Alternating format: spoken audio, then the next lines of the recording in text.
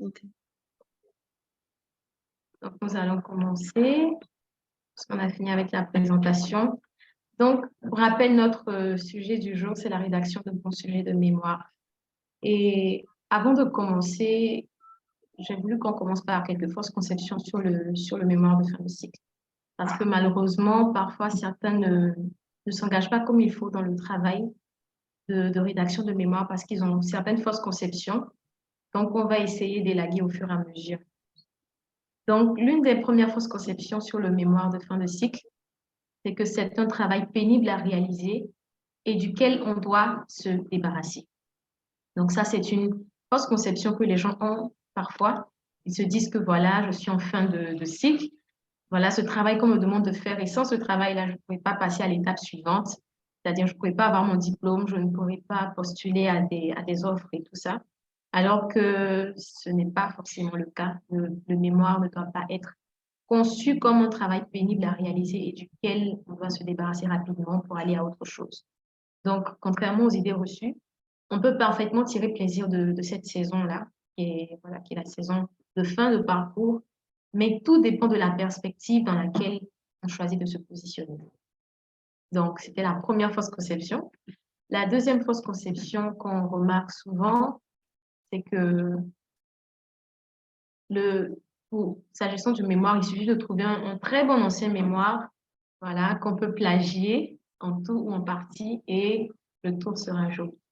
Donc, parfois, les étudiants, dès qu'ils envisagent de rédiger leur mémoire, se mettent à faire des recherches, à essayer de trouver un mémoire qu'ils trouvent quand même assez bien rédigé et duquel ils peuvent puiser l'essentiel de leurs ressources pour pouvoir évoluer. Donc, c'est possible. Voilà, nous ne sommes pas en train de dire qu'on conçoit tout de soi-même et qu'on ne puisse pas s'inspirer d'autres personnes qui ont travaillé avant nous. Ce n'est pas ce qu'on est en train de dire.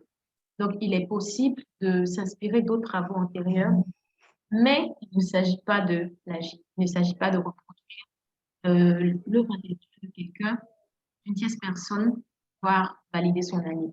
Et d'ailleurs, même à ce sujet, beaucoup d'écoles maintenant, d'établissements, prennent le temps, prennent le soin de faire passer les documents dans les logiciels de type. Voilà. Donc maintenant, il est possible dans les écoles de tester. Donc il y a parfois même des pourcentages, des quotas que les écoles donnent qu'il ne faut pas dépasser. Donc, ils disent par exemple, lorsqu'on consulte votre document, lorsqu'on le fait passer dans le logiciel, on ne va pas trouver plus de 20% par exemple du document de quelqu'un d'autre. Donc, il ne faudrait pas que vous ayez puisé plus de 20% de sources d'informations qui viennent d'un autre document. Donc, c'est un melting pot d'informations, certes, mais il ne doit pas avoir, par exemple, plus de 20%, plus de 30%, ainsi de suite. Donc, tout ça pour vous pousser à vous-même émettre vos propres réflexions, à réfléchir, qu'est-ce que je peux faire de moi-même? Je peux bien sûr m'inspirer des travaux d'autres personnes, mais il faudrait déjà que j'ai mon propre sujet, que, voilà, on va avoir d'autres critères après, mais que ce sujet-là puisse d'abord m'intéresser avant de maintenant essayer de développer des idées. Donc, il ne s'agit pas de trouver un bon mémoire à exploiter au maximum, mais soi-même faire ses propres. Donc, c'était tout pour la deuxième fausse conception qu'on va également élaguer rapidement. Ensuite, en troisième fausse conception, parfois les étudiants pensent à tort que c'est un travail trop réfléchi, que seuls les élèves super intelligents peuvent réussir leur mémoire. Donc, ça également, c'est une fausse conception. Ce n'est pas réservé à une classe ou à une élite d'étudiants. C'est vrai qu'on promeut l'excellence, voilà. On pense que l'excellence est quelque chose de très important. Il faut développer l'excellence, mais l'excellence, bon, tout le monde la manifeste à sa façon. Donc, c'est pas toujours évident de pouvoir être le meilleur dans sa classe, de pouvoir forcément être le premier de sa classe ou le deuxième, ainsi de suite. Mais on peut être même un élève ou un étudiant moyen et réussir son mémoire de fin de cycle, je le crois fermement. Parce que, avant tout, le mémoire, c'est un travail méthodologique. Donc, c'est une méthodologie qu'on poursuit du début jusqu'à la fin. La méthode, elle nous vient d'abord de l'établissement scolaire parce que, en général, les universités ou les écoles prennent le soin de faire des travaux, des canevas. Donc, ils établissent des canevas qui définissent les différents points, comment est-ce qu'on doit rédiger le mémoire, quelles sont les différentes parties. Donc, c'est vraiment cette méthodologie-là qu'on suit de bout en bout jusqu'à la fin afin de pouvoir réussir. Donc, je veux dire, avant même d'aller plus loin, le fait d'être quelqu'un qui suit la méthode, qui respecte la méthode, qui s'attache à la méthode, c'est déjà un point très, très important. Déjà un point très, très important. C'est vraiment un point capital qu'on peut mettre en valeur dans le cadre de notre rédaction. Donc, rassurez-vous, vous n'avez pas besoin d'être un élève excellent pour réussir votre mémoire. Donc, j'ai voulu citer ces 3 fausses conceptions-là d'abord pour, on va dire, briser le mythe. Briser le mythe pour ceux qui ne sont pas encore à l'étape du choix de leur mémoire ou qui y sont, voilà, peut-être qu'ils puissent déjà se rassurer. C'est possible, on peut y arriver, on peut le faire. Donc, ce sont les trois mythes qu'on voulait démystifier. On va évoluer. Avant ça, on va faire un petit résumé.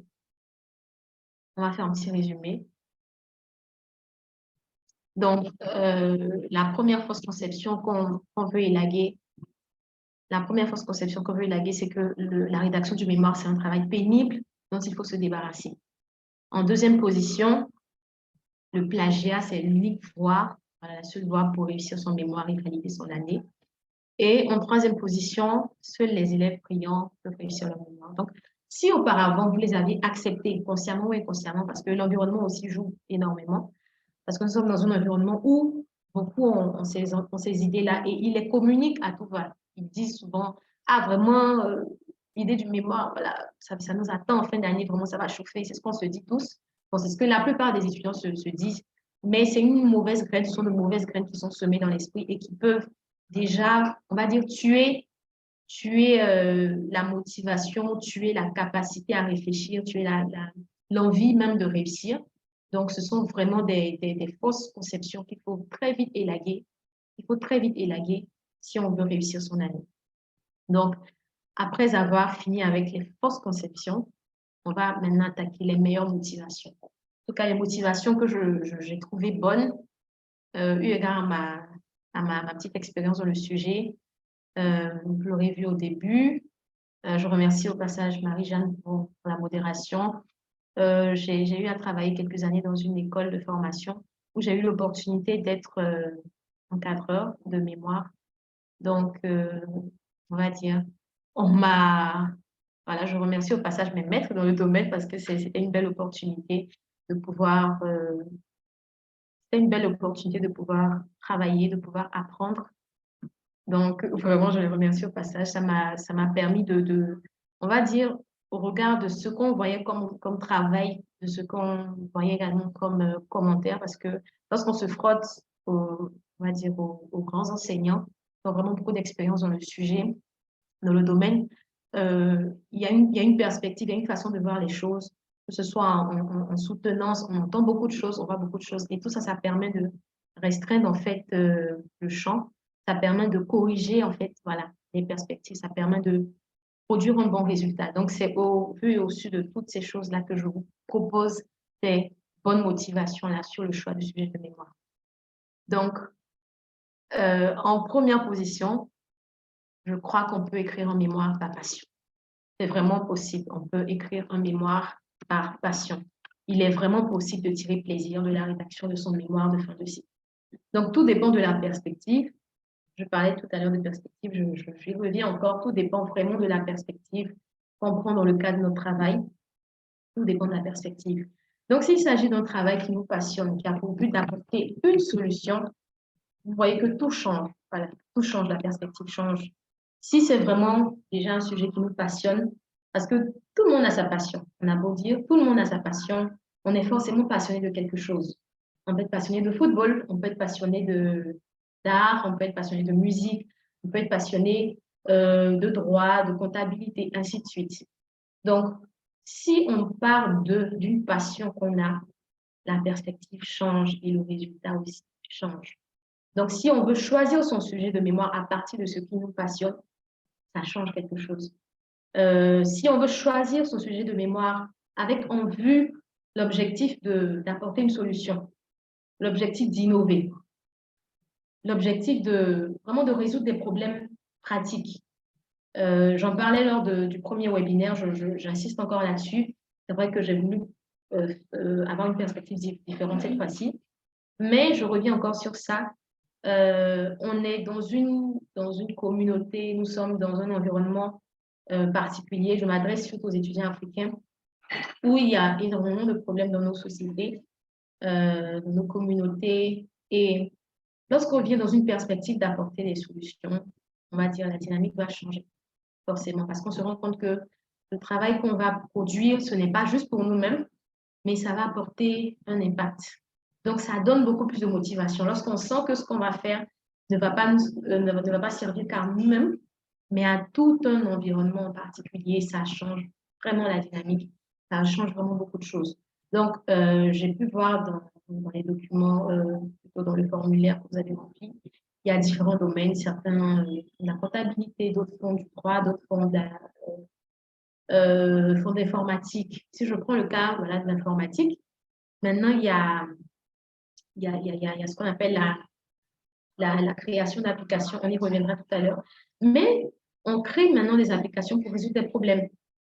S'il s'agit d'un travail qui s'articule autour de la gestion, de la comptabilité, on peut résoudre des problèmes de gestion, ainsi de suite. Donc, il y a tellement de choses qu'on peut apporter dans notre travail pour résoudre des problèmes, pour innover, que cela peut apporter une nouvelle perspective à notre travail. Donc, ça peut nous donner une motivation supérieure et ça peut faire qu'on ne va pas faire face à des pannes sèches ou en cours de route. On ne va pas s'arrêter et dire, voilà, je ne peux plus continuer. Ça nous donne vraiment de la motivation. Donc, pour moi, la passion, c'est vraiment un point très, très, très important. En deuxième position, j'ai identifié le désir d'apprendre, le désir de se frotter à un sujet qui nous passionne.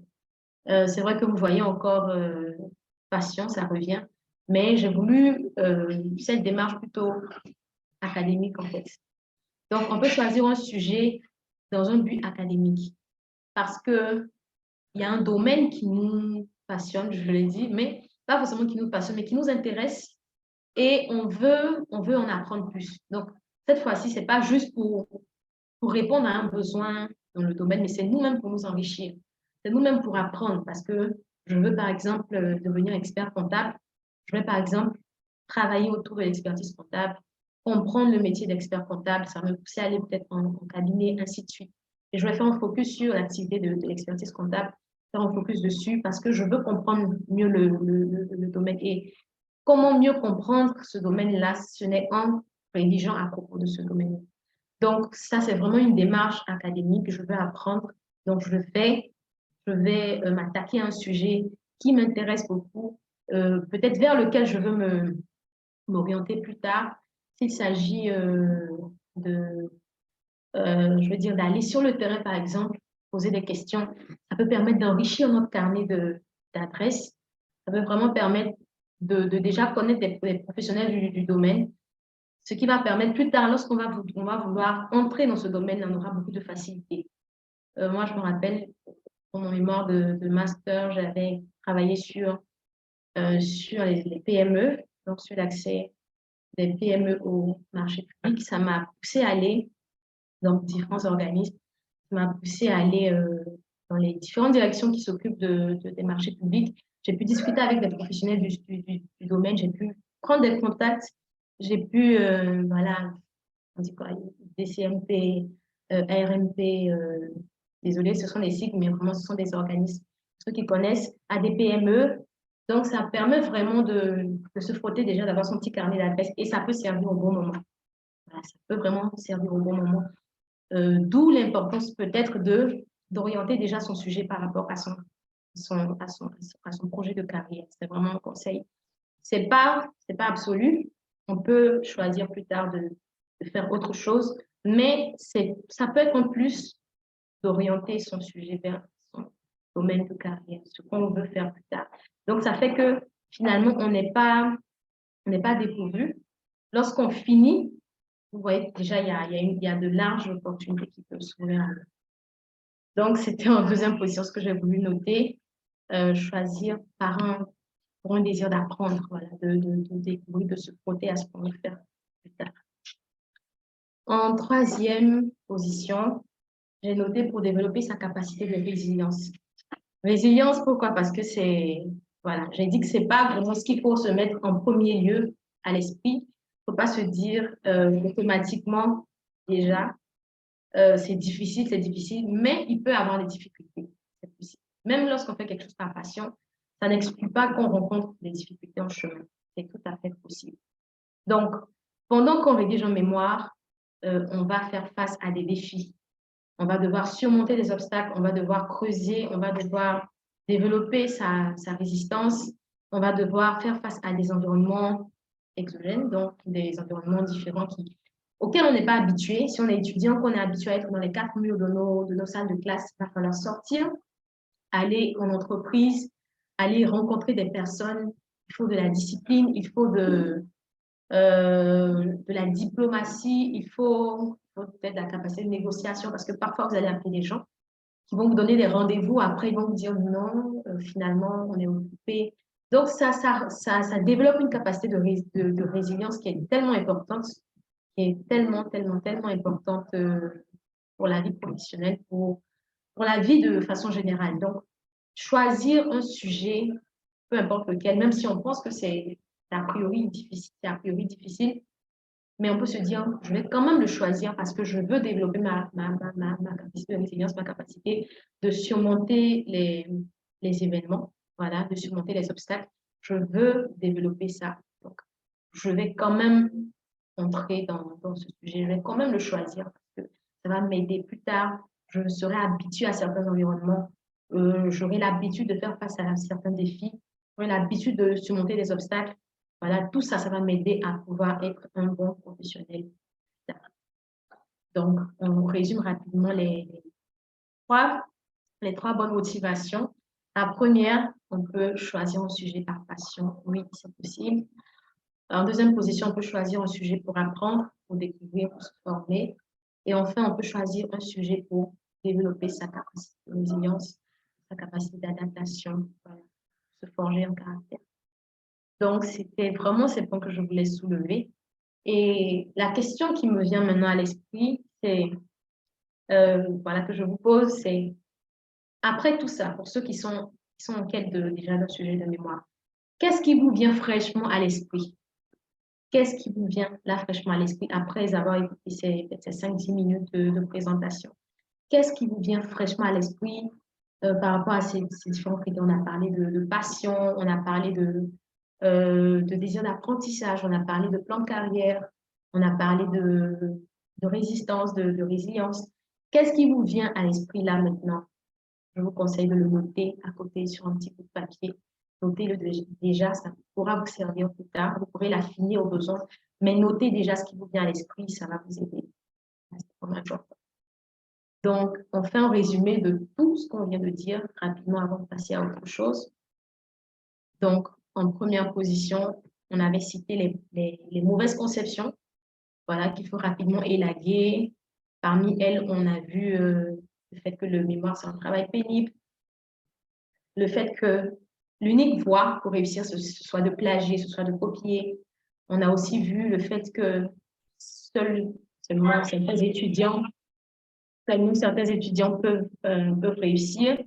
Tout ça, ce sont de fausses conceptions. Il faut rapidement élaguer. Pour les bonnes motivations, on a vu choisir un sujet par passion, choisir un sujet pour apprendre, pour découvrir, pour se former, et enfin, choisir un sujet pour développer sa capacité de résilience. Donc, j'insiste à chaque fois que je fais des résumés parce que c'est vraiment important de pouvoir fixer les notions pour nous aider plus tard, voilà, à les mettre en pratique. Donc, si c'est bon, si vous avez déjà pris note et qu'on peut évoluer, on va rapidement passer au point suivant. Donc, dans le point suivant, voilà, j'ai voulu prendre quelques cas pratiques. Donc, comme je le disais au départ, l'idée d'avoir un formulaire à renseigner, c'était vraiment pour ne pas jeter une pierre dans la mare, mais c'est vraiment pour cibler des points précis qui pourront être mis en exergue. Donc, j'ai vu que pour la plupart, vous étiez dans le domaine de la comptabilité de l'audit. ou du contrôle de gestion. Donc, eu égard à comme je dis, mes petites connaissances dans le domaine, je vous ai proposé quelques astuces suivant votre domaine de formation. On ne pourra pas, bien sûr, parler de tous les domaines, mais on va faire un focus sur les domaines essentiels que j'ai vus dans le formulaire. Donc, concernant la comptabilité, l'audit ou le contrôle de gestion, je vous conseillerais de miser sur votre capacité d'observation afin de déceler les problèmes de gestion qui peuvent être résolus. Voilà. Pourquoi? Parce que de façon générale, on peut constater que les travaux en comptabilité, audit ou contrôle de gestion, s'appuient sur des procédures voilà, qui doivent faire l'objet d'analyse ou de recommandations. C'est que vous connaissez bien ce qui est en termes de manuel de procédure et tout. Donc, ce sont des procédures qui existent et qui doivent être en fait peut-être améliorées selon le contexte. Donc, le meilleur outil dans ce domaine, ça peut être l'observation. Et en général, les étudiants qui sont dans le domaine de la comptabilité, de l'audit, de la gestion, du contrôle de gestion, lorsque vient le moment de rédiger leur mémoire, on leur recommande d'aller faire un stage. Donc, d'aller faire un stage et de rédiger un mémoire à partir de ce qu'ils auront vu dans les organisations. Donc, pour cela, le conseil que je peux donner vraiment de façon très pratique, c'est d'observer et de proposer des sujets qui peuvent apporter une valeur ajoutée à l'organisation, mais aussi à vous-même. Je m'explique. À l'organisation parce que vous venez résoudre un problème, vous vous comportez comme un apporteur de solutions. Donc, vous venez proposer des solutions à des personnes qui sont dans une organisation qui travaille déjà au quotidien, qui peut-être à cause de la charge de travail, qui peut-être à cause du train-train quotidien, n'ont plus le regard extérieur pour pouvoir apprécier les problèmes, pouvoir apprécier les axes d'amélioration. Parce qu'ils sont dans leurs activités au quotidien, ils cherchent on va dire, à aller rapidement, à résoudre des problèmes. Donc, ils n'ont pas forcément cette notion, on va dire, ce regard-là, ce regard critique pour juger de l'amélioration dans tel ou tel domaine. Donc, en général, c'est pourquoi lorsqu'on vient au début, on est plus frais. En tout cas, pour les bons managers, ils vont peut-être plus demander aux nouveaux venus qu'est-ce qu'ils pensent de telle chose, parce qu'ils savent que eux, ils ne sont pas encore habitués aux problèmes, ils ne sont pas encore habitués au couac. Voilà, ils ont vraiment ce regard frais là. Et vous venez des livres, parce que quand on est étudiant, on a les yeux dans les livres, on connaît plus les procédures, on se rappelle plus de ce qui doit être fait que peut-être ceux qui sont là, qui sont habitués à la pratique. Parce que la pratique fait qu'on oublie rapidement, on oublie souvent ce qui devait être fait. Donc, vous observez et par rapport à ce que vous savez, par rapport à ce que vous avez appris, vous avez un regard frais qui permet de proposer des solutions. Et vous pouvez décider de vous attaquer à un domaine en particulier de la comptabilité, de l'audit ou du contrôle de gestion, mais un problème qui va apporter quelque chose à l'organisation. J'insiste sur ça parce que c'est important déjà, c'est important, mais aussi ça va vous aider en cours de route parce que vous aurez du soutien sur place, vous aurez des répondants sur place, des personnes qui vont s'intéresser à ce que vous faites, qui vont vous aider. Parce que si vous n'avez pas, on va dire, la main d'association sur place, vous aurez des difficultés à avancer. Il y a beaucoup de personnes qui commencent des travaux et se rendent compte que les managers, les N+1 ou les responsables de mémoire, de stage sur place, parce on peut vous attribuer quelqu'un euh, qui va vous coacher sur place, voilà, qui aura son mot à dire dans votre travail. Ce n'est pas lui votre comptable, mais qui va vous coacher sur place, qui va vous dire, faites telle chose. Mais si votre travail n'apporte rien à l'organisation, si vous venez juste reproduire le travail que quelqu'un a déjà fait auparavant, vous convenez avec moi qu'il y aura moins d'intérêt. Ils ne feront pas. Pourquoi est-ce que votre travail va les aider et ne vous accorderont pas le temps nécessaire. Mais si vous, assis après observation, vous venez avec des solutions, vous venez avec des propositions, vous dites, voilà, je pense que je peux analyser telle pratique au sein de la comptabilité, je peux analyser tel processus, pouvoir produire des recommandations. S'ils trouvent que vraiment c'est pertinent par rapport à ce qu'ils vivent au quotidien, je peux vous assurer qu'ils vont vous accompagner. Vous aurez leur accompagnement jusqu'à la fin. Donc, j'ai voulu comment faire ce focus-là pour les gens de la comptabilité et de la gestion. Misez sur votre capacité d'observation, misez également sur les questions, poser des questions, demander pourquoi on fait ci, pourquoi on fait ça, ainsi de suite. Donc, toujours avec beaucoup de sagesse, avec beaucoup d'humilité, de tempérance, pas en mode je viens, je suis le super-héros, je viens révolutionner tout ce que vous faites ici, c'est mal fait, non. Mais vraiment avec beaucoup d'humilité. Donc, ça va forcément apporter quelque chose à l'organisation, mais à vous également. Voilà. Comme je l'ai dit, ce n'est pas que pour résoudre des problèmes d'organisation, mais il faudrait aussi que ce que vous choisissez comme sujet puisse vous apporter, puisse être en rapport avec votre passion, avec ce qui vous motive, avec votre plan de carrière, ainsi de suite. Donc, j'ai envie de dire, c'est un partenariat gagnant-gagnant. Donc, on va passer à un autre domaine, le droit. Je suis juriste, donc voilà, c'est avec beaucoup de plaisir que je vais parler du droit. J'ai vu qu'il y a beaucoup de personnes aussi qui font droit ou voilà, qui passent au droit. Donc, je conseille dans ce cas-là de faire un focus sur la thématique du droit qui vous intéresse particulièrement pour faciliter la recherche et pour l'incliner vers notre plan de carrière. Encore, ça revient, carrière, c'est important.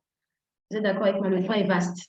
En général, ça dépend des écoles. Il y a des écoles maintenant qui font déjà de la spécialisation dès les 3 premières années de licence. Ils disent déjà, par exemple, licence en droit privé, euh, licence en droit des affaires, ainsi de suite, ou licence en droit public. Mais bon, auparavant, c'était beaucoup plus généraliste, voilà, généraliste jusqu'au master, c'est au niveau master pour se spécialiser. Donc, dépendamment de là où vous vous situez, si vous êtes en licence ou en master, il y a forcément déjà quelque chose qui va naître en vous. Donc, vous allez plus être intéressé par une thématique. Si on est en droit public, il peut y avoir une thématique qui va vous intéresser particulièrement. Si vous êtes aussi en droit privé, il va y avoir forcément quelque chose qui va mieux vous parler. Donc, ça peut être le droit du travail qui va mieux vous parler, ça peut être le droit de la famille. Vraiment, l'expérience aussi compte, hein, parce que dans notre vie, je pense que le parcours de chacun, c'est pas anodin. Voilà, le parcours qu'on a dans notre vie, ça nous oriente vers quelque chose. Par exemple, des gens qui ont fait face à beaucoup d'injustices dans le domaine de la famille, ils seront peut-être plus portés vers le droit de la famille. Les successions et libéralités, c'est tout ce qui a un rapport avec l'héritage et tout ça, qui veulent défendre peut-être des questions qui sont liées à ça. Ça peut être le droit bancaire, ainsi de suite. Donc, le droit est vaste. Donc, on peut s'orienter vers une thématique du droit public ou du droit privé, dépendamment. Mais c'est bon déjà de faire ce focus-là, de savoir que au sein du droit privé, c'est vrai qu'on nous apprend beaucoup de choses, mais je me sens plus portée vers tel domaine et je m'inscris dans cette dynamique-là.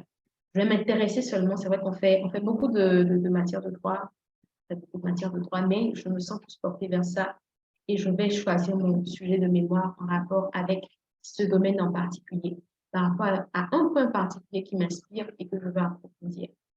Donc, on va se rendre compte que souvent les travaux se font à partir d'études vastes, ça peut être d'études des textes juridiques, voilà, des lois, on va étudier les lois, on va essayer de les commenter, on va essayer de les discuter, ainsi de suite. Donc, des lois, donc des textes, maintenant, voilà, il y a l'acte uniforme qui est très utilisé, suivant le domaine, mais voilà, si c'est en rapport avec les domaines qui sont venus les actes uniformes de l'OADA. Donc, on va choisir un sujet en particulier et utiliser les textes de l'OADA. On va approfondir. Ça peut être aussi des commentaires de décisions de justice qu'on va inclure à l'intérieur, donc la jurisprudence. Donc, on va se servir, ainsi de suite. Donc, souvent, pour ce que j'ai eu à voir, on va demander par exemple, de prendre un arrêt qu'on va commenter dans une partie pratique, un arrêt qui est en rapport avec notre sujet qu'on va commenter, une décision de justice. Donc, pour ça déjà, pour que vous ne soyez pas à court après, je vous conseille déjà de vous abonner au bon site, aux bonnes pages. Je parlais de l'OADA. L'OADA a un site où sont référencées toutes les décisions de justice dans la zone, voilà, la zone OADA. Donc, vous pouvez déjà vous abonner au site de l'OADA. Vous pouvez déjà prendre la peine de consulter, voilà, quelles sont les décisions qui sont rendues en général, les textes, vous pouvez déjà les lire parce que moi, je m'en suis rendu compte au fur et à mesure. Ce qu'on vous apprend en classe, les enseignants font on va dire, je ne sais pas le minimum, mais ils font de leur mieux pour résumer les informations. Ce sont des résumés qui vous sont donnés en classe en termes de cours. Et pour pouvoir puiser le fond de l'information, c'est seulement en allant à la source, en allant dans les actes uniformes que vous pouvez trouver voilà, plus de documentation, plus d'informations qui pourront peut-être vous inspirer des sujets. Donc, essayez de prendre souvent le soin lire, d'aller lire, d'aller vous. Donc, je referme rapidement la parenthèse du 3. On ne va pas trop s'attarder dessus. Et on va terminer avec la case informatique, marketing et communication. C'est vrai, j'ai choisi des thématiques particulières, mais même si vous étudiez autre chose, je pense qu'il y a au moins 1, 2, 3 conseils que vous pouvez appliquer à votre domaine de formation. Voilà, ce n'est pas exhaustif, on ne peut pas citer tous les domaines, mais il y a plein de conseils ici que vous pouvez vous approprier.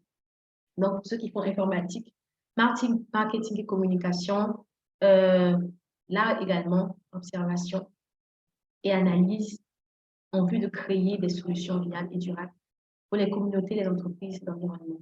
Donc, ça, il y a un peu de points qui sont tirés de ce qu'on a déjà dit, mais je veux dire, il y a plus un aspect solution, voilà, solution pour la communauté qu'on peut ressentir dans le domaine informatique, par exemple.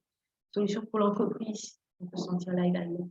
Donc, je disais, ces dernières années, on a vu que les universités, les écoles de formation mettent l'accent sur la pratique. Ils mettent vraiment l'accent sur la pratique dans ces domaines-là. J'ai pu l'observer, informatique et tout. Ils proposent, par exemple, dans le domaine informatique, aux étudiants de proposer des applications, voilà, des applications pour résoudre des problèmes. Donc là également, vous avez besoin d'observation. Vous avez besoin de comprendre quel problème vous pouvez résoudre dans votre communauté. Quels problèmes vous pouvez résoudre? Est-ce des problèmes d'accès aux ressources de base?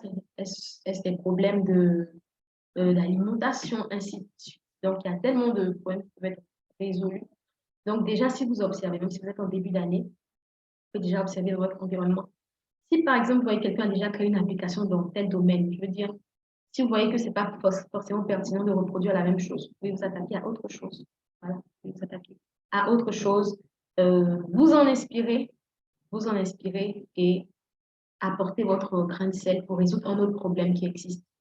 Donc, s'agissant de ceux qui sont dans le domaine de la communication et tout, il y a quelque chose de très intéressant que je vois ces derniers temps, parce que certains fois, ils regardent en fait les marques auxquelles ils s'intéressent, les grandes enseignes, les grands groupes pour lesquels ils veulent travailler, et ils décident par exemple de créer un concept qu'ils mettent sur les médias sociaux et tout, parce que maintenant, voilà, c'est très connu, c'est très utilisé. Donc, ils créent des campagnes publicitaires pour ces marques-là, pour se faire remarquer. Donc là, c'est un travail qui est fait, qui peut attirer l'attention d'un grand groupe, qui peut après vous recruter. Donc, j'ai vu des personnes comme ça qui faisaient pas du plagiat, mais qui essayaient de créer en fait des campagnes publicitaires sans qu'on ne leur demande pour les entreprises qu'ils ciblaient. Ils mettaient en avant dans leurs travaux, parfois qu'ils partageaient sur leur réseau.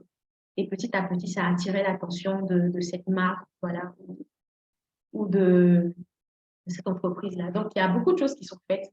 C'est pourquoi j'insistais sur le plan de carrière. Tout dépend de ce qu'on veut faire plus tard. On peut tout ramener en fait à notre domaine de formation, à notre plan de carrière. Voilà.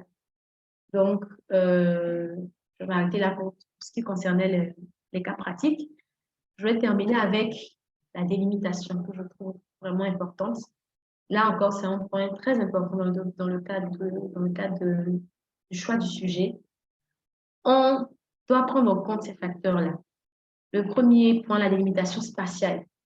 Donc, on peut choisir un sujet, mais il faut se rappeler qu'il faut le délimiter dans l'espace. Parce qu'on on ne peut pas choisir un sujet, l'attaquer en termes de pays. Si, par exemple, on n'a pas les moyens de recueillir les informations concernant un pays. Donc, on peut décider de restreindre notre espace à une zone plus atteignable. Si on peut faire en termes de pays, pourquoi pas? En termes de communauté, je vous parlais tantôt de l'OADA, voilà. En termes d'espace économique, CEDEAO, ainsi de suite. Donc, on peut réduire notre champ d'études à un espace bien donné, un espace juridique, ainsi de suite. Donc, la délimitation spatiale est importante. Également, la délimitation temporelle. Donc, il s'agit de délimiter le sujet dans le temps. S'agissant des problèmes de gestion, on peut s'attaquer à une année en particulier. On analyse les problèmes de cette année-là pour proposer des solutions. Ça peut être un événement donné. J'ai accompagné quelqu'un récemment qui faisait un travail sur la période Covid. Donc, il a observé les effets d'un phénomène donné pour cette période-là, de la période Covid. Donc, ça peut être une période, un événement donné plutôt. Ça peut être aussi une période donnée. Donc, ça dépend, tout dépend de l'intérêt qu'on peut avoir et aussi des moyens parce qu'on ne peut pas se donner un sujet qui va au-delà de nos moyens, qui va nécessiter plus de moyens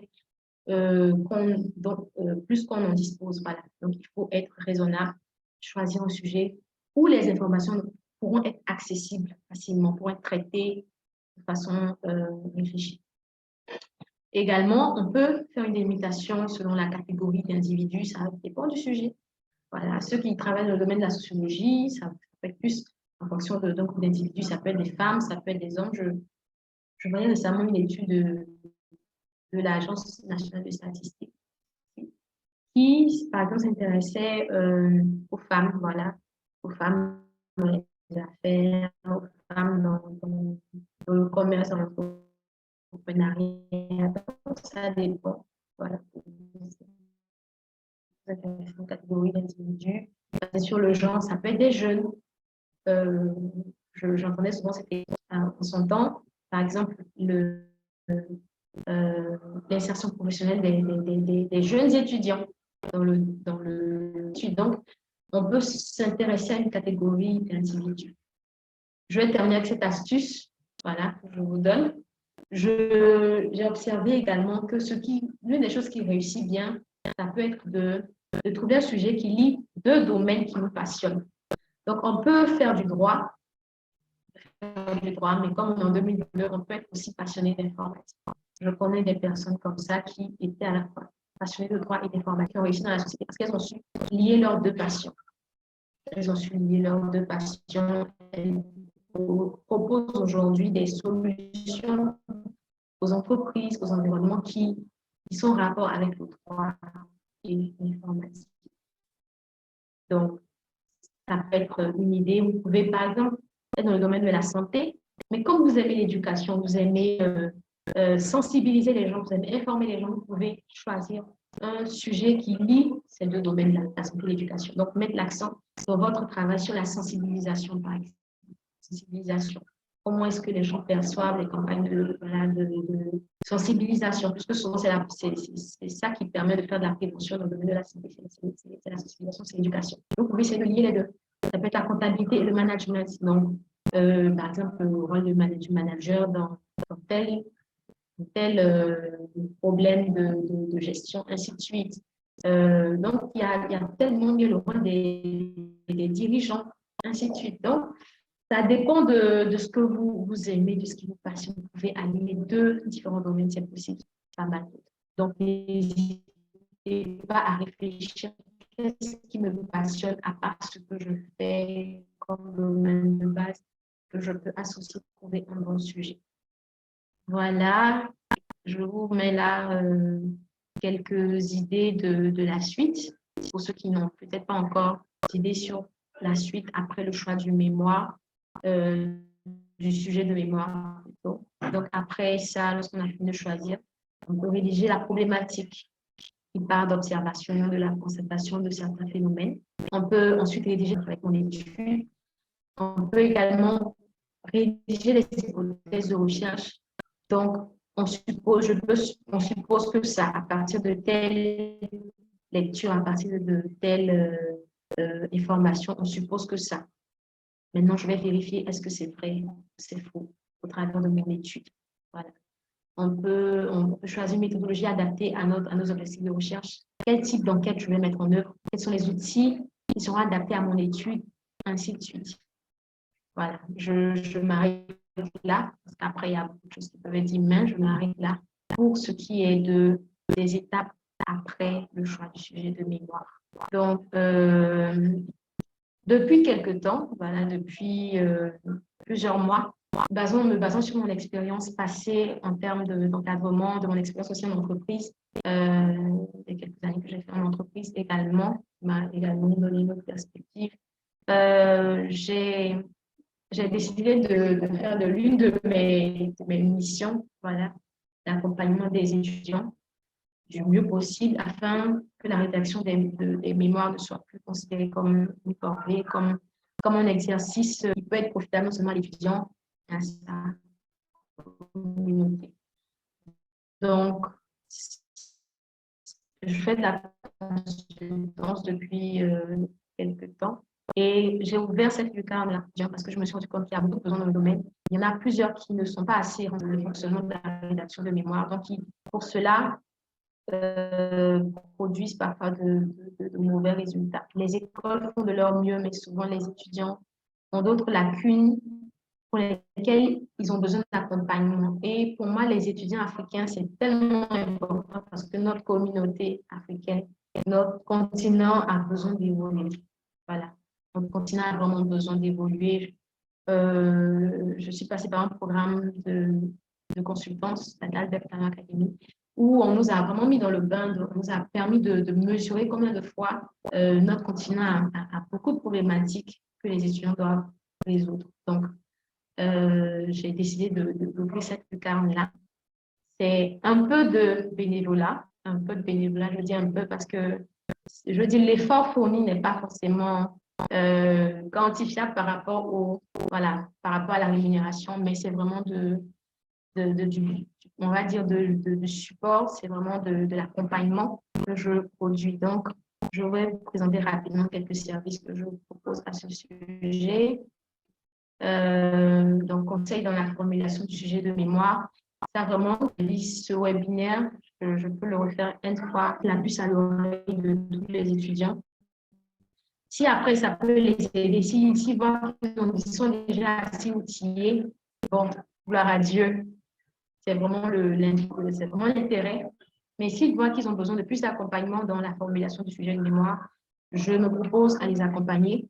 Je peux également les aider à choisir la problématique, les objectifs et les hypothèses, ou bien les conseiller dans le choix de la méthode idéale pour mettre en œuvre leur sujet. Je fais également de la relecture et de la correction de travaux parce que un bon repas servi dans une assiette sale, c'est pas appétissant du tout.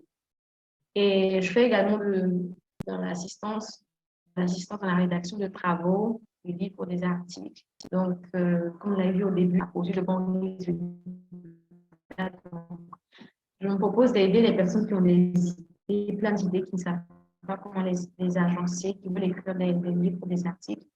J'ai eu l'occasion de rédiger des articles pour un média canadien, donc ça m'a donné beaucoup d'expérience dans le domaine de la rédaction. Je me suis formée également pour ça, je tiens à le préciser. Voilà, c'était sur une formation qui était payante dans le domaine de la rédaction d'articles et autres, donc ça m'a permis de pouvoir proposer mes services dans cet accompagnement-là.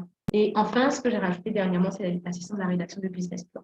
Donc ça aussi, c'est quelque chose de très, très important qui m'intéresse beaucoup parce que ceux qui savent un peu, qui sont dans le domaine, ils savent que les PME en Afrique, qui sont les PME qui sont censées faire vivre le continent. Voilà, parce qu'on n'a pas beaucoup de grosses entreprises. On n'a pas beaucoup de grosses entreprises. Les gens n'ont pas beaucoup de grosses entreprises.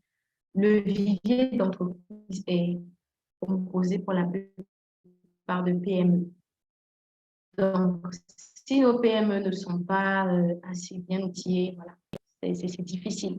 Elles auront du mal vraiment à émerger. Donc, je m'intéresse aussi à ça depuis quelques temps. Donc, j'accompagne la rédaction de business plan. Il y a plein d'autres perspectives qui sont ouvertes dans l'accompagnement des PME. Mais ça viendra au fur et à mesure. Peut-être j'en parlerai une autre fois dans une autre session. Donc, je termine rapidement avec ça. 15 000 francs la séance de 2 heures pour les licences. Comme je l'ai dit, ça peut être un accompagnement juste prompt. Ça veut dire j'ai besoin d'une séance de 2 heures où je veux mieux comprendre telle partie, je le fais et basta, je passe à autre chose. Ou bien j'ai un accompagnement complet, je veux être accompagnée au fur et à mesure parce que mon école ne propose pas d'encadreur, ou bien je ne trouve pas d'encadreur disponible. Il y a des personnes qui m'ont déjà contacté dans ça. Il y a une personne en particulier qui m'a beaucoup réjoui parce qu'elle m'a dit, quand elle a vu mon poste, elle s'est dit, voilà, gloire à Dieu, elle cherchait ça depuis longtemps. Elle ne trouvait pas, elle ne savait pas comment faire parce que son école ne proposait pas. c'est difficile pour elle. Donc, comme je l'ai dit, c'est vraiment beaucoup de travail. C'est vraiment beaucoup de travail, mais je veux dire, c'est le plus que j'ai décidé d'apporter comme ma pierre, voilà, comme ma pierre à l'édifice. Autrement, si c'est juste pour des conseils en passant, si c'est juste pour avoir un petit conseil, vous pouvez m'écrire sur LinkedIn ou autre. Voilà, là, c'est gratuit, il n'y a pas de souci. Mais si vous voulez vraiment un accompagnement plus poussé, c'est ce que je propose. Pour l'instant, on s'arrête au master. Voilà, je fais aussi comme j'ai dit, de la correction de travaux. Pour les travaux de mémoire de licence, 4 francs le mot. Pour les travaux professionnels, 5 francs le mot. Donc, quelques témoignages que vous pouvez lire de personnes que j'ai accompagnées, qui m'ont fait des assez bons retours. Donc, l'objectif, comme je l'ai dit, je ne suis pas là, je ne vais pas faire ça, je ne pense pas que je vais faire ça peut-être toute ma vie, mais c'est vraiment de pouvoir outiller, en fait, voilà, outiller, permettre à ce que l'étudiant puisse acquérir, en fait, des notions qui vont lui permettre plus tard d'être autonome. Je n'aimerais pas accompagner quelqu'un peut-être pour sa licence et qui revienne encore me solliciter pour son master. Ça voudrait dire que la personne n'a pas compris comment ça fonctionne, n'a pas compris que le travail de recherche, en fait, et de production d'un bon travail, on peut y prendre plaisir. Voilà, on peut y prendre plaisir, on peut trouver de la passion. On peut faire plusieurs masters. Ça a été mon cas, j'ai fait plusieurs masters parce que finalement, je me suis rendu compte que voilà, même s'il y a un mémoire à écrire, c'est pas sorcier. On peut réussir, on peut apporter quelque chose de nouveau à chaque fois. Donc vraiment, c'est ça l'objectif. Je suis tout de suite pour vos questions. Je laisse Marie-Jeanne conduire la session de questions, mais vraiment, j'ai pris beaucoup de plaisir à partager ça avec vous. J'espère que ça vous aura aidé à réfléchir, à trouver déjà votre sujet de mémoire. Je vous remercie. Merci beaucoup, vraiment. Je pense qu'on a tous beaucoup appris, hein. On a beaucoup appris et surtout qu'il y a plusieurs points très intéressants qui ont été abordés. Moi, j'ai vraiment noté et j'ai beaucoup aimé. Bon, déjà, on a parlé des fausses conceptions sur le mémoire, des motivations, le fait de circonscrire le thème même du mémoire dans une zone géographique bien claire et aussi des petites astuces qu'on pourrait adopter après avoir choisi le thème du mémoire et également les services que notre hôte peut vous donner ou peut nous donner par rapport au mémoire et à d'autres services également. Ben, en tout cas, moi, j'ai beaucoup appris et surtout sur la partie de la motivation. Vraiment, ça, je pense que c'était vraiment un point d'honneur parce que je pense aussi que pour mon petit apport, travailler avec passion, c'est important. C'est vraiment important parce que ça te permet toi-même de te surpasser et de donner le meilleur de toi. Et ça te sert davantage, en fait, parce que là, tu es en train de rédiger un travail que tu aimes. Tu es en train de faire quelque chose que tu aimes et ça te fait ça te procure de la satisfaction quand tu termines et que c'est bien fait. Donc, vraiment, j'ai bien aimé cette partie. Et je vois dans le chat, il y a quelqu'un qui a posé une question. Déjà, quelle est la différence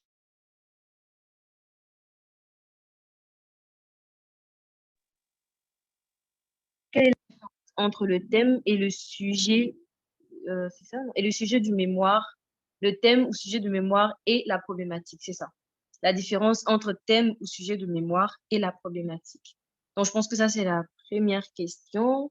Éventuellement, s'il y a d'autres questions, vous pouvez toujours les poser dans le chat ou bien prendre la parole, demander la parole et puis vous pourrez les poser. Donc, Madame Kwaku, c'est la première question qui a été posée pour le moment.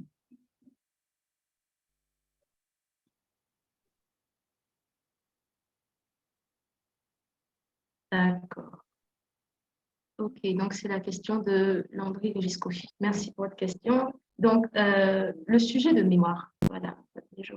Le thème ou le sujet de mémoire, c'est vraiment l'intitulé du travail. C'est le titre qu'on veut donner au travail. C'est, on va dire, comment on nomme en fait, comment on nomme le problème qu'on veut résoudre, comment on nomme en fait l'analyse qu'on va faire. Donc, c'est le titre en fait, c'est le titre de notre travail. Mais à l'intérieur, la problématique en général, on la déroule dans les productions. À l'intérieur de notre travail, on va essayer d'identifier la problématique en particulier. Donc, on fait un focus sur la problématique. Partant de telle ou telle information, partant de tel ou tel constat, voilà telle problématique qui se pose à nous. Voilà telle problématique qui se pose à nous. Donc, c'est à partir de cette problématique-là qu'on va essayer de réfléchir, proposer des axes de réflexion. Donc, on va définir des objectifs de recherche, on va définir des hypothèses de recherche. Donc, le sujet, c'est le titre. Et la problématique, c'est le plus qu'on fait sur le problème à résoudre, que ce soit le problème de gestion, voilà, ainsi de suite. C'est le problème qu'on veut résoudre. Donc, dans le sujet, comme je l'ai dit, on va trouver la délimitation spatiale, on va trouver la délimitation temporelle.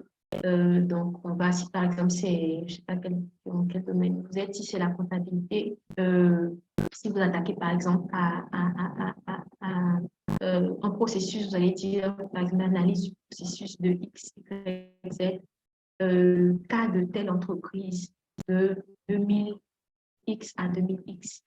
Donc, vous avez le temps, donc vous avez mis l'année, vous avez mis l'espace. Si c'est le cas de telle entreprise, d'une entreprise dans laquelle vous faites vos travaux, donc vous allez préciser le nom de l'entreprise et de telle année à telle année. Je ne sais pas si la question est bonne. Autrement, ok, comment formuler? Pardon, Marie-Jeanne, je te laisse conduire. Je ne sais pas s'il y a d'autres questions avant que Il n'y a pas de souci. je m'attaque. Si, si. Déjà, j'aimerais interpeller notre frère Landry Régis Kofi pour savoir s'il a été satisfait déjà de la réponse.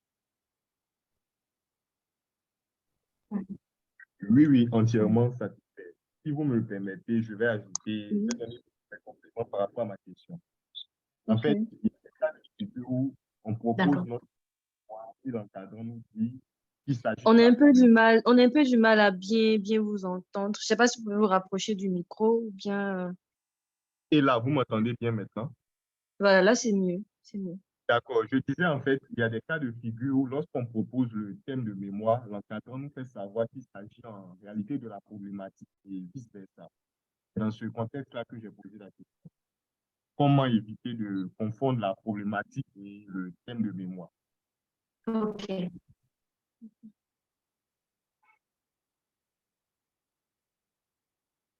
d'accord. Donc, c'est bon, j'espère que ça vous a aidé, l'aspect spatial, temporel et tout ça. Oui, merci beaucoup. Super, super. D'accord. Donc, je crois qu'il y a une deuxième question. Bon, D'accord. avant la deuxième question, on a Henriette qui a fait une contribution. Elle dit merci vraiment. Oui, le plagiat est passible d'une peine d'emprisonnement de 3 ans. Donc, il est conseillé de citer systématiquement vos emprunts et de construire une bibliographie solide et fiable. Si vous avez des doutes, le logiciel Compilatio, c'est ça, est l'outil utilisé par les universités françaises. Vous pouvez voir donc sur Internet, vous abonner très simplement à utiliser, très simple à utiliser. C'est juste une contribution, c'est ce qu'elle a dit. Donc, une autre question qui est posée par Enoch, il nous demande comment mieux réformuler la problématique du mémoire. D'accord. Ok. Merci Enoch pour la question. Bon, je suppose que vous avez déjà un sujet de mémoire que vous avez identifié. Vous avez déjà aussi une problématique que vous avez identifiée. Donc, vous parlez de reformulation. C'est juste vous attaquer aux mots-clés. Donc, dans un sujet, il y a forcément des mots-clés. Il y a des mots-clés que vous avez identifiés. Vous pouvez trouver des synonymes ou bien vous définissez les différents termes clés, les définissez quelque part et à partir des définitions que vous allez vous-même tirer, vous pourrez reformuler facilement. C'est assez simple. Vous faites un focus sur les différents termes clés et vous essayez de les reformuler. Ça vous permettra de comprendre. Donc, vous les reformulez ou vous mettez leur définition. Ça vous donnera une idée claire d'une reformulation à apporter. C'est bon? Enoch, D'accord, d'accord, c'est bon. Super. Super. Est-ce que quelqu'un a une autre question? La Ou une personne peut juste... Oui, contribution c'est de ça, Henriette, peut-être, je ne sais pas, quelqu'un qui c'est ça. veut. Une contribution ou une question. Vous pouvez ouvrir votre micro et puis directement intervenir. Ok. Je crois qu'Henriette a mis sa contribution par écrit. Mhm. Vas-y, tu peux... Donc, la problématique étant construite progressif, elle se peaufine lorsque vous avancez dans la recherche. Effectivement, parce que ça se corrige au fur et à mesure. Donc, on peut de base avoir une problématique et en avançant dans le travail, en avançant dans les recherches, on peut se rendre compte que on peut l'affiner de telle ou de telle façon. Donc, c'est pas statique, voilà. C'est pas statique jusqu'à la fin du travail. Mais il y a un niveau où on arrive où on ne peut plus faire marche arrière. Lorsqu'on a déjà commencé à faire des enquêtes, à dérouler ces enquêtes, si vous revenez encore alors que vous avez déjà, par exemple, produit des questionnaires, produit des guides d'entretien, les résultats seront possibles. Donc, il y a un stade où vous devez vous dire, à ce stade-là, je ne peux plus faire marche arrière, je continue avec. Est-ce qu'on a d'autres questions? Oui, j'ai une seconde question. Oui, En vas-y. cas en cas de désapprobation de l'entreprise dans laquelle on effectue notre stage, est-ce qu'il est possible de passer de mémoire professionnelle à mémoire de recherche avec le même thème? Avec le même thème. Avec le même thème, je ne crois pas forcément parce que la recherche et le mémoire professionnel et le mémoire de recherche, c'est pas exactement la même chose. Vous allez forcément apporter une différence, voilà, parce qu'il n'y aura pas forcément l'aspect spatial ne va pas forcément se référer à une organisation. Donc, vous allez déjà être obligé de retirer cet aspect-là. Et il faudra aussi vous rassurer que c'est possible avec l'administration dans laquelle vous êtes, parce que en général, il faut pas oublier, ça dépend du master, parce qu'en général, les masters professionnels et les masters de recherche, c'est deux choses différentes. Donc, si votre école a créé un programme master professionnel X, voilà, vous pouvez pas vous-même décider de passer en mémoire de recherche. Donc, je veux dire, le programme que vous choisissez aussi importe beaucoup sur le choix du sujet. En fait, en mémoire de recherche, c'est comment, voilà, ça vous ouvre à la recherche, ça vous ouvre à un doctorat. Donc, faites vraiment attention à ce point-là aussi avant même de choisir votre sujet. D'accord, merci bien. Super. Une autre personne peut-être a une question ou une contribution. En attendant, peut-être... J'ai vu pardon, Marie-Jeanne, j'ai vu des mains levées. Ah, ok. Peut-être donner la parole à cette personne-là. Ah, si. Maxwell et Henriette. Donc, bon, on va faire honneur aux dames d'abord. Henriette, je te donne la parole. Bonjour, malheureusement, c'est pas Henriette, j'ai pris simplement le Zoom de mon épouse. Et je suis Ah, Emmanuel, d'accord. je suis Emmanuel Kofi et je suis docteur. Je suis passionné par ces différentes thématiques et c'est pour cela que je me suis connecté très rapidement pour suivre. Et je remercie beaucoup l'exposé brillamment de notre exposante. En tout cas, j'ai beaucoup aimé. Et concernant la problématique, oui, comme je le disais dans ma contribution, c'est véritablement un construit, elle n'est pas donnée. On ne peut pas arrêter aussi la problématique avant de continuer le travail. C'est au fur et à mesure que vous écrivez, vous rédigez, vous avez les informations, que vous essayez de peaufiner un tant soit peu votre problématique. Donc, la problématique à ce niveau, ne vous en faites pas. Essayez de définir peut-être des questions de recherche, c'est-à-dire des sous-questions, des pistes de recherche qui vont vous conduire à construire peut-être une problématique centrale. Ensuite, concernant abandonner le stage professionnel, bon, la recherche professionnelle à la recherche tout court, oui, généralement, c'est difficile, mais à vous de voir, en étant soit peu votre objectif que vous voulez atteindre, parce que le moment de recherche tout court et le moment professionnel, c'est pas la même chose, parce que les méthodes changent, mais il faudrait effectivement que votre professeur puisse vous donner aussi comment dirais-je, l'aval. Donc, c'est à vous de réfléchir très bien ce que vous voulez faire, comme Johanna le disait, ce que vous voulez faire dans l'avenir. Et en fonction de ça, vous choisissez parce que c'est très compliqué. Et si moi, je conseillerais généralement pour ceux qui veulent faire de la recherche, lorsque vous êtes en Master 1, moi, je conseille toujours de faire un stage dans une entreprise ou bien quelque part. Mais ne faites jamais de la recherche sans avoir fait des stages. Ça ne sera pas intéressant, ça ne sera pas fructueux. Parce qu'après, l'insertion, ça serait très compliqué. Les entreprises ne connaissent pas trop les recherches tout court. Et donc, quand vous avez dans vos CV des stages professionnels, et puis après, voilà, vous faites la recherche, ça montre un tant soit peu votre qualité rédactionnelle, votre qualité d'adaptation, ainsi que votre qualité de travail en équipe. Donc, c'est la contribution que je voulais apporter. Merci Super. beaucoup. Merci beaucoup pour la contribution. C'était l'objectif, vraiment. On souhaitait avoir des personnes de telle qualité dans notre panel pour renforcer les échanges et vraiment, voilà, je suis reconnaissante. Merci pour votre rapport. Super. Donc, je laisse la parole à Daniel. Oui, bonsoir. Oui, bonsoir. Ok, au fait, moi, je voulais intervenir sur l'aspect. Je vais prendre personnellement mon cas parce que moi, quand j'avais commencé mon sujet de mémoire, j'avais parlé de mon sujet avec une fille qui était en thèse et déjà, elle me disait que le sujet était trop traité.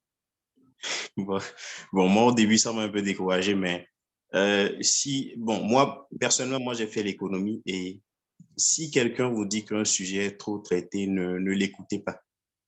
Bon, je peux dire que ne l'écoutez pas parce que ça dépend de comment vous voulez traiter votre sujet. Parce que déjà, ici, je pense que la dame qui a présenté, bon, je suis venu un peu en retard, du coup, j'ai pas retenu le nom. Non, la dame qui a présenté le webinaire, et elle a parlé de circonscrire le sujet, c'est-à-dire dans le temps et dans l'espace. Donc, on pouvait travailler sur quelque chose qui a été, un problème qui a été relevé au niveau de l'Union européenne, par exemple, et vous pouvez l'appliquer au niveau de l'UEMOA ou bien de la CEDEAO. Donc, c'est-à-dire vous avez changé d'espace, vous voyez. Et par exemple, déjà, même votre titre de votre sujet de mémoire, comment vous l'avez formulé, déjà, ça guide un peu votre travail. Donc, quelqu'un, par exemple, peut travailler sur l'impact de quelque chose sur quelque chose, mais quelqu'un peut aller, par exemple, travailler sur la relation entre deux choses. Donc, une relation, ça peut être, par exemple, bidirectionnelle, c'est-à-dire ça peut aller d'ici à là et aller dans le sens contraire, c'est-à-dire deux variables qui s'influencent mutuellement, ou bien l'impact peut aller dans l'impact, ça va plus dans un seul sens. C'est unidirectionnel, c'est-à-dire ça quitte une variable à une autre variable. Donc, et aussi, par exemple, au niveau du choix des canaux de transmission, pardon, par où ce phénomène-là passe pour atteindre ce phénomène-là. Vous pouvez choisir d'autres canaux de transmission que quelqu'un n'a pas forcément choisi dans son sujet. Donc, lorsque quelqu'un, par exemple, vous dit qu'un sujet a été trop traité ou bien d'abord, si un sujet a été trop traité, mais nous, on cherche quoi encore à l'école, vous voyez? Donc, aujourd'hui, quelqu'un peut faire quelque chose hier, mais nous, on peut venir contredire ça aujourd'hui et dire que non, que la manière dont l'approche que la personne a utilisée, c'est ça qui a fait que son résultat est un peu biaisé. Donc, voilà. Donc, si quelqu'un vous dit un jour qu'un sujet a été trop traité, non, je pense qu'il ne faut pas l'écouter.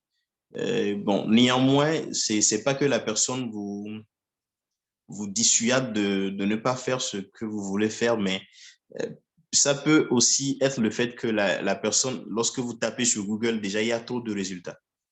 Voilà, donc déjà, ça peut influencer un peu, vous pouvez piquer un peu partout et vous n'avez pas de substantialité de ce que vous faites, c'est-à-dire que tout votre contenu est basé un peu sur tout ce qu'on a déjà fait. Ça peut être ce que la personne veut dire, mais si vous savez pertinemment que vous avez une autre approche qui est différente de ce que tout le monde a déjà fait, allez-y.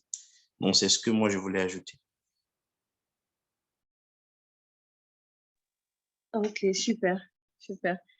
Merci beaucoup. Je comprends déjà que c'est le fait Merci beaucoup pour votre rapport. d'avoir de Très l'innovation. pertinent, effectivement. Oui, c'est ça. le fait d'avoir de l'innovation dans l'apport sur le thème qui est soi-disant beaucoup trop traité. Et je laisse Madame Kwaku, Johanna intervenir sur votre contribution, si elle a quelque chose à dire.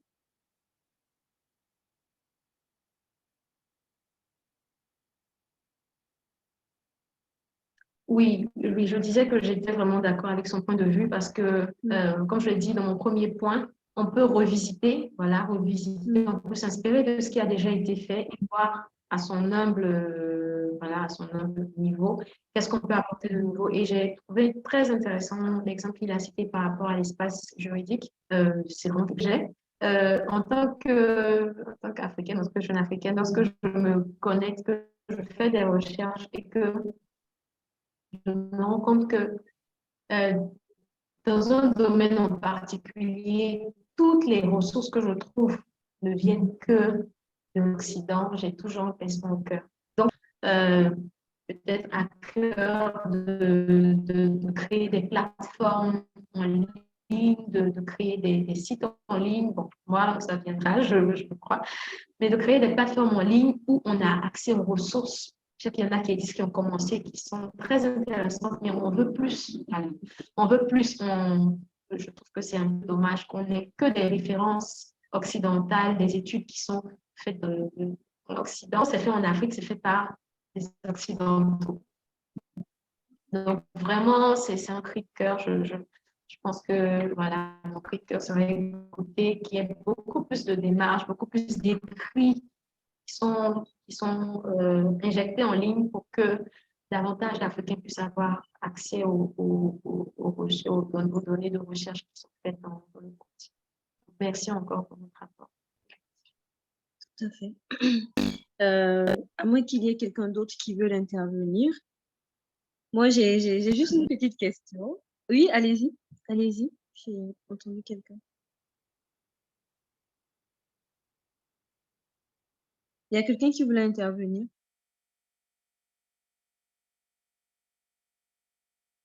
D'accord, bon. Allô? Oui, allô? Je pense que tu m'as oublié. Ah, ok, désolé. Vous pouvez Alors, intervenir.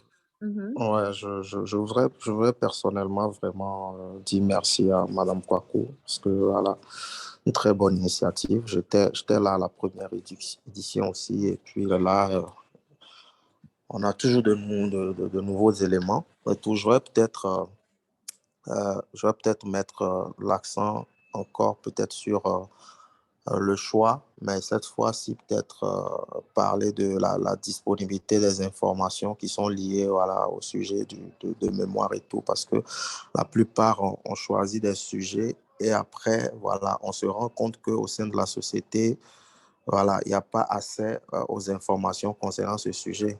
Moi, je suis du domaine des ressources humaines, par exemple. Il y a certaines informations que la plupart des entreprises ne vous donneront pas. Voilà, dans ce domaine-là, notamment ce qui concerne les salaires et plein d'autres éléments et tout.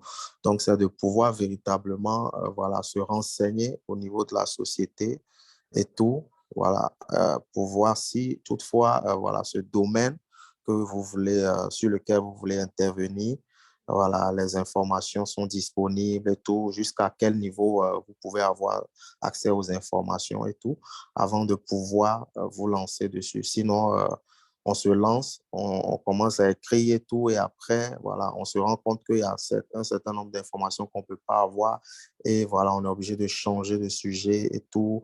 Ça fait un peu, voilà, ça perd le temps, etc., tout ça. Donc, c'est vrai, on tient compte bien évidemment de tous les éléments dont on a parlé dans la présentation, notamment la passion que vous avez sur le sujet et tout le problème que vous voulez résoudre, etc. Mais il faut vraiment tenir compte aussi de la disponibilité des informations concernant ce sujet.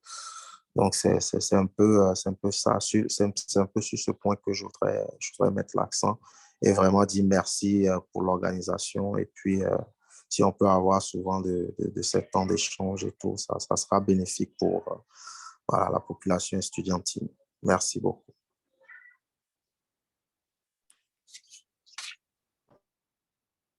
Merci beaucoup. C'est vraiment gentil. Merci beaucoup pour la contribution.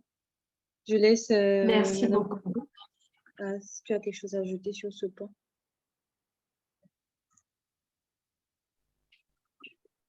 Non, voilà, j'ai déjà répondu. Je dis vraiment merci pour ce point qui est vraiment important. Voilà.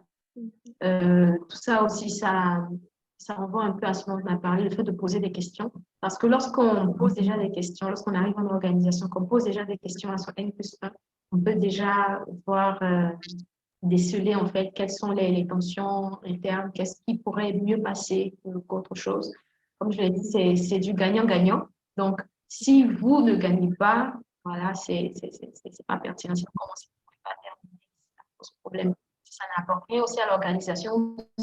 Si le management estime que voilà, que ça ne va pas leur apporter grand-chose, si ce n'est peut-être une mauvaise image d'entreprise. Et il y a une idée qui vient à l'esprit. Vraiment, je veux dire, j'encourage le maximum de personnes à mettre beaucoup l'accent sur ce nouvel outil qu'on a, qui est Internet. Internet, il y a beaucoup de sujets actuellement qui sont un peu en rapport avec cet outil, avec ce qui et les entreprises s'intéressent de plus en plus à ce sujet. Je pense que c'est pourquoi tous les métiers qui sont autour de la communication sont en boom en ce moment. Donc, voilà, si ça vous passionne, pourquoi pas. Merci. Super. Merci beaucoup. Et aussi, j'aimerais peut-être ajouter un point, c'est qu'il y a certaines écoles ou certaines universités, par exemple, qui demandent des autorisations de publication d'informations contenues dans le mémoire. Donc, je pense que le point était vraiment bienvenu parce que on peut se retrouver à rédiger un mémoire sur on a accès à l'information parce qu'on est encore dans l'entreprise, mais une fois qu'on veut s'apprêter à publier, ben, l'entreprise nous demande de retirer des informations qui souvent sont des éléments vraiment importants même dans notre mémoire et on se retrouve à devoir tout refaire et ça devient un peu compliqué. Donc, vraiment, la contribution était vraiment bienvenue. Alors, j'ai une petite question, si Madame Kwaku permet. Je pense que c'est une question quand même qui pourra aider certaines personnes, parce on avait parlé au départ des motivations, choisir un sujet aussi par rapport à son plan de carrière. Et pour certains étudiants qui se retrouvent parfois en fin de cycle master, ils sont un peu hésitants sur leur plan de carrière. Il y a certains qui, certes, ils ont fait cette formation, peut-être parce que papa leur a demandé de le faire, peut-être parce que un parent les encourageait à le faire, mais ils sont encore un peu dans le flou sur ce qu'ils veulent faire plus tard. Donc, pour ce genre de personnes, quel est le conseil que vous pouvez donner, par exemple, à ces étudiants qui se cherchent encore un peu dans leur plan de carrière, qui ne savent pas trop quelle direction prendre parce qu'ils ont très peu d'expérience professionnelle et ils ont fait des choix peut-être influencés beaucoup par la famille, par les parents ou par les proches. Quels conseils vous pouvez leur donner peut-être sur le choix du mémoire, comment ils peuvent s'y prendre?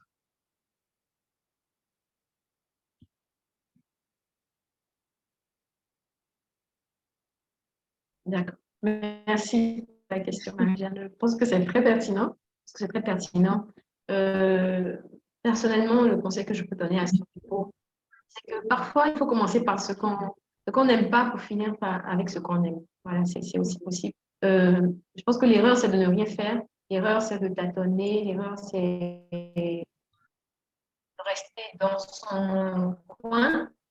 Voilà, rester à réfléchir. On peut commencer si on a choisi, par exemple, la comptabilité. Je connais des personnes comme ça qui sont experts comptables, et après qui sont entrés en cabinet, qui se sont rendus compte que vraiment, c'est tout ce que je n'ai pas envie de faire de ma vie.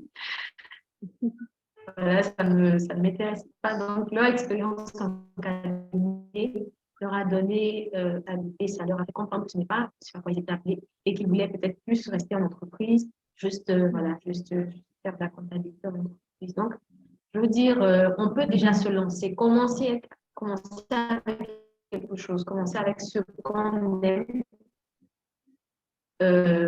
ou bien ce qu'on pense bien, voilà, ce qu'on pense bien, on commence déjà avec ça. Et en cours de route, on pourra se rendre compte, effectivement, je suis plus intéressée par ça ou par ça. Et De plus en plus, il y a des métiers qui se créent. Il y a des métiers qui se créent.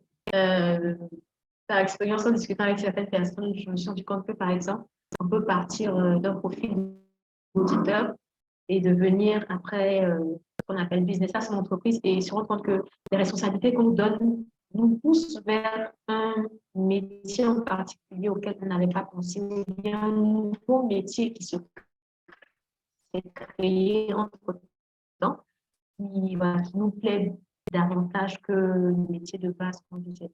Donc, vraiment, moi, à mon avis, c'est ça. Il faut qu'on commence au début. Je veux dire, on a quelques années encore pour faire des erreurs, on a quelques années pour se tromper et puis recommencer. Même des personnes aujourd'hui, on parle d'erreurs, mais même des personnes ont fait des reconversions professionnelles après 15-20 ans. Ils se sont rendus compte que voilà, c'est pas ma passion, je n'aime pas, ils ont changé et ça leur réussit bien aujourd'hui ce qu'ils font. Voilà, je suis des personnes comme ça et leur parcours est inspirant.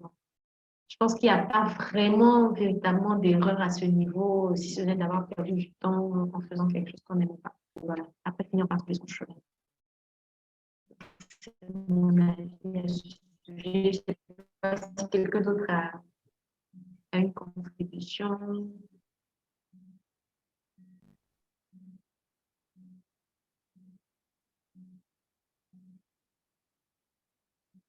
Bon, s'il n'y a pas de contribution, j'espère que la réponse satisfait Marie-Jeanne. Oui, tout à fait. Tout à fait.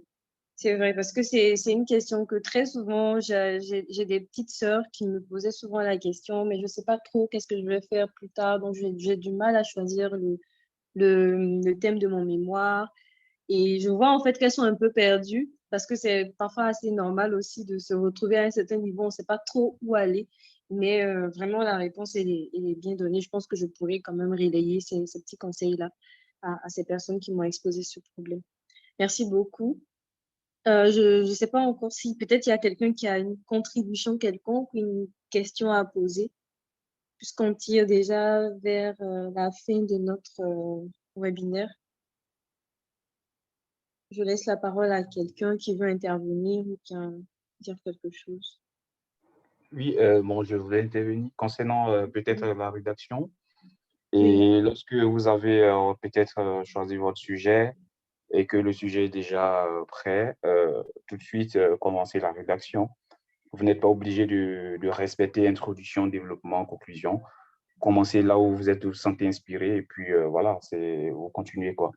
Et aussi discuter énormément de votre sujet avec des personnes peut-être qui sont véritablement étrangères. Ça va vous permettre d'avoir des idées, d'avoir aussi d'autres orientations possibles, mais ne restez jamais dans votre coin parce que le sujet de la recherche, la question de recherche, c'est pas une question de secret story, c'est pas de secret.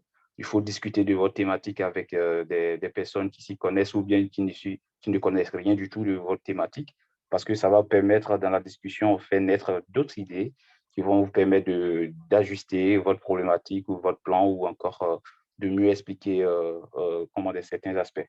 Au niveau de la relecture, donnez toujours votre manuscrit à quelqu'un pour vous lire. Moi, généralement, ce que je fais, je donne à mes instituteurs et eux, ils ont actuellement, je parle des instituteurs d'avant, ils ont encore le vocabulaire encore tout ancien, c'est très bien au niveau de la rédaction et ils corrigent voilà, les aspects qu'on ne voit pas. Et au niveau de la lecture aussi, ne lisez jamais, en tout cas c'est un conseil personnel que je donne, sur l'ordinateur, imprimez votre document et commencez à lire vous-même, imprimez le document et lisez. Ne mettez pas sur la machine et on commence à lire parce que souvent on saute des erreurs sans s'en rendre compte. Et donc, ce sont des petits conseils que je voulais donner à ceux qui veulent faire parce que moi aussi, la recherche, c'est ma passion. Et donc, je voulais communiquer cette passion aussi à tout le monde et vous pouvez y arriver. Merci. super. Merci beaucoup pour la contribution. En tout cas, on a de très, très belles contributions. Donc, c'est vraiment encourageant. Madame Kwaku, si vous avez quelque chose à ajouter, un point quelconque.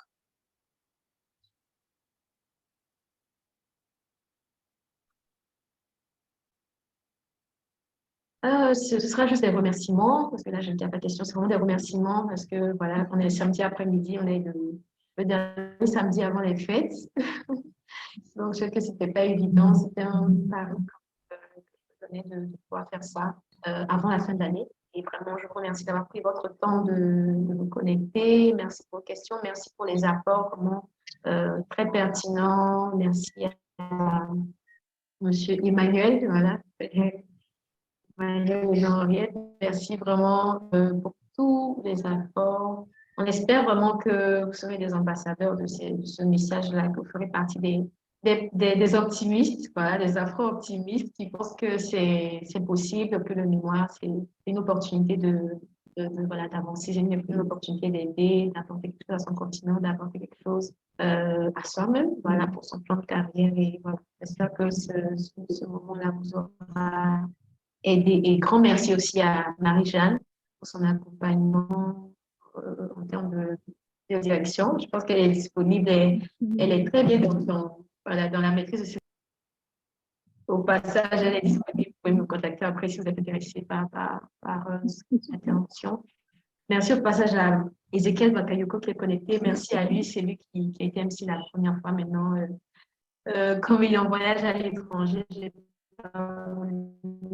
voilà, merci également à mon époux qui m'a beaucoup aidé dans Londres.